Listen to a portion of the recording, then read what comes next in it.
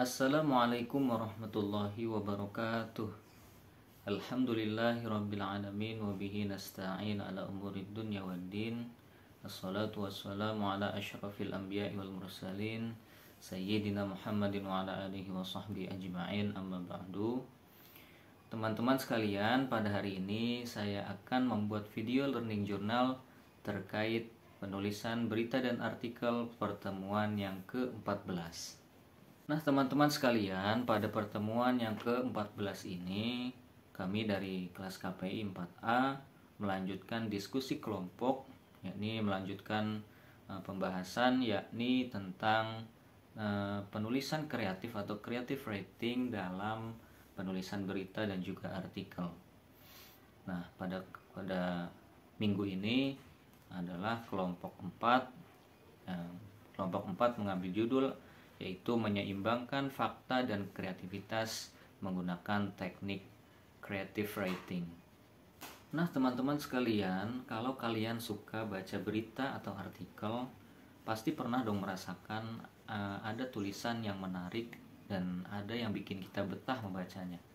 Tapi ada juga yang terasa kaku dan membosankan. Nah, disinilah creative writing atau penulisan kreatif itu berperan. Nah, di dalam beberapa menit ke depan kita akan membahas tentang apa itu creative writing, kemudian apa saja komponen yang harus dimiliki seorang penulis dalam menulis kreatif, kemudian bagaimana cara menulis dengan teknik ini, dan dampaknya dalam dunia jurnalistik. Nah, kita awali pembahasan pada hari ini yaitu dengan apa itu creative writing. Nah, jadi creative writing itu teknik menulis yang bukan hanya menyampaikan fakta tapi juga menggunakan kreativitas agar tulisan terasa lebih hidup, menarik, dan juga mudah dipahami oleh pembaca. Nah, misalnya seperti apa? Daripada kita menulis sebanyak 10.000 orang menghadiri festival musik di Jakarta, alangkah lebih baiknya kita bisa membuatnya lebih menarik dengan riuh tepuk tangan dan sorak-sorai memenuhi Jakarta saat ribuan orang memadati festival tahunan yang penuh kejutan. Nah, lebih mengena dan lebih menarik kan bagi pembaca. Kemudian, komponen penting dalam creative writing. Nah, untuk bisa menulis dengan teknik ini, ada 4 hal yang harus dimiliki seorang penulis dalam menulis kreatif. Apa saja 4 hal tersebut? Yang pertama adalah berpikir kritis. Nah, dalam berpikir kritis ini, penulis bisa menyusun informasi dengan logis dan tetap menarik perhatian pembaca. Kemudian yang kedua adalah kepekaan emosi. Nah, kalau penulis memiliki kepekaan emosi, jadi tulisannya lebih terasa hidup dan juga berkesan. Nah, kemudian yang ketiga adalah bakat. Nah, bakat ini tidak wajib ya, tapi sangat bisa diasah oleh seorang penulis dalam membantu seorang penulis dalam membuat tulisannya. Dan yang terakhir adalah daya imajinatif. Nah, bikin cerita lebih unik dan juga lebih kreatif jika seorang penulis bisa atau memiliki keahlian kreatif tersebut. Nah, tujuan creative writing itu apa sih dalam menulis berita dan juga artikel? Mengapa kita perlu menerapkan creative writing ini dalam menulis berita dan artikel? Nah, yang pertama adalah supaya tulisan kita lebih menarik dan tidak membosankan bagi para pembaca. Kemudian yang kedua adalah membantu pembaca lebih mudah memahami informasinya. Kemudian yang ketiga adalah meningkatkan interaksi dan keterlibatan pembaca, dan kemudian agar tulisan memiliki ciri khas gitu, jadi pembeda bagi penulis satu, jadi diri dan tidak terasa sama dengan yang lain, seperti itu. Nah, di era digital ini kita bersaing dengan ribuan informasi setiap harinya. Kalau tulisan kita biasa-biasa saja, bakal kalah dengan tulisan-tulisan orang lain, seperti itu. Nah, kemudian jenis-jenis tema berita kreatif.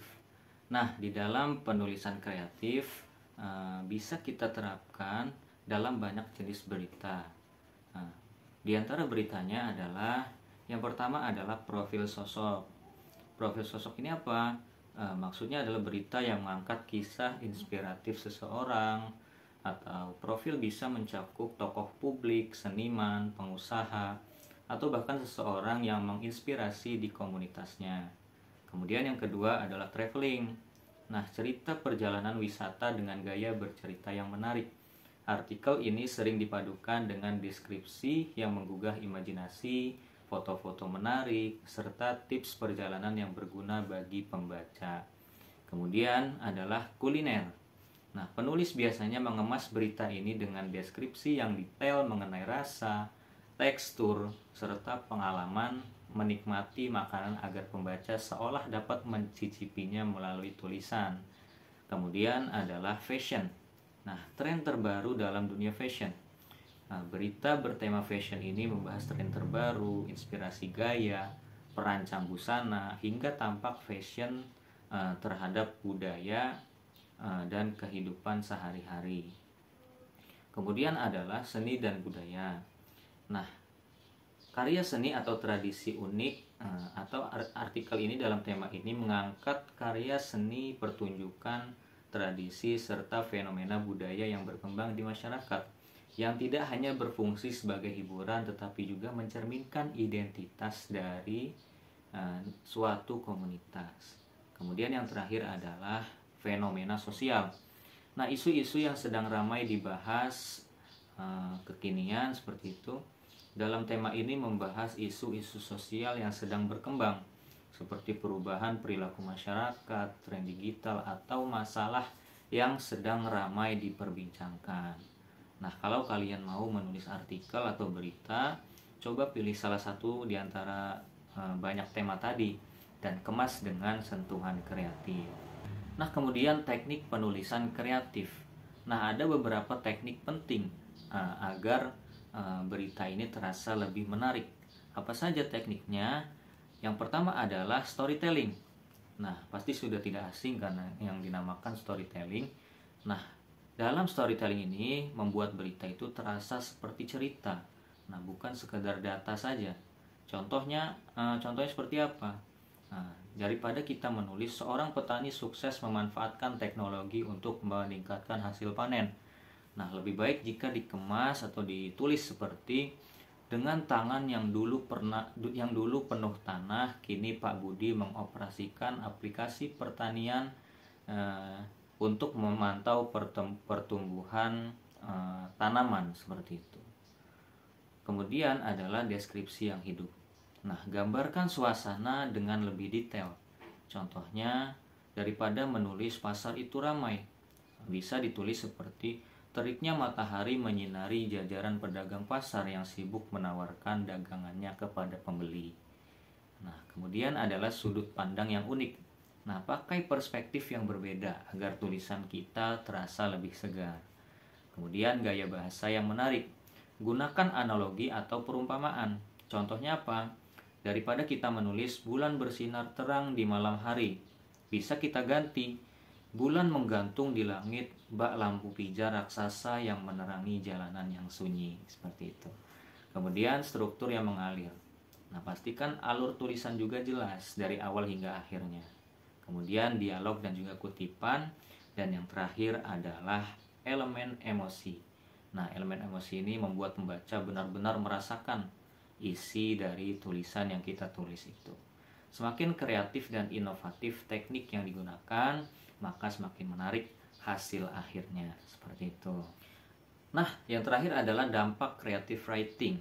Perlu diingat teman-teman sekalian, teknik ini memiliki dampak positif dan juga dampak negatif. Apa saja dampak positifnya?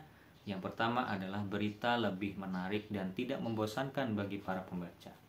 Kemudian yang kedua, membantu pembaca memahami informasi lebih baik. Yang ketiga, meningkatkan keterlibatan pembaca. Dan yang terakhir adalah membantu penulis mengembangkan gaya khasnya. Seperti itu. Kemudian dampak negatifnya apa?